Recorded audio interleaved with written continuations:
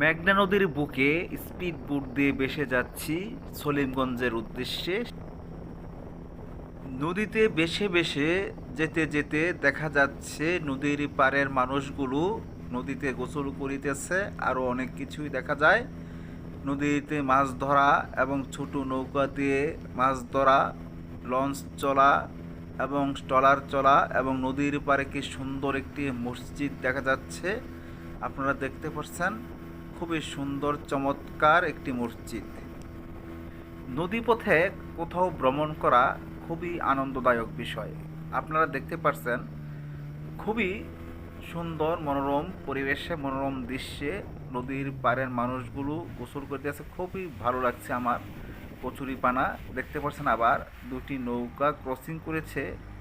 নৌকা দুটি আবার মাল এবং প্যাসেঞ্জার নিয়ে এদিকে আসছে।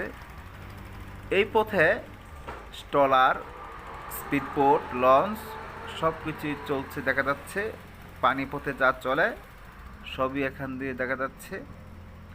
এখন দেখতে পাচ্ছেন কচুরিপানায় কিন্তু ভরপুর এই নদীটি, এবং এখানে দেখা যাচ্ছে জেলেরা মাছ ধরার জন্য ফাঁদ পেতেছে। চারপাশ দিয়ে জাল দিয়ে বের দিয়েছে। এই জালের ভিতরেই মাছগুলো আটকা পড়লেই এখান থেকে মাছ তারা সংগ্রহ করে সেই মাছ বাজারে বিক্রি করে। কচুরিপানায় একেবারে ভরপুর। আমরা সলিমগঞ্জের খুবই কাছাকাছি চলে এসেছি। এই কচুরিপানাগুলো পার করলেই আমরা সলিমগঞ্জের দিকে যাব। এই দেখতে পাচ্ছেন সলিমগঞ্জের সেই লঞ্চ ঘাটটি দূর থেকে দেখা যাচ্ছে।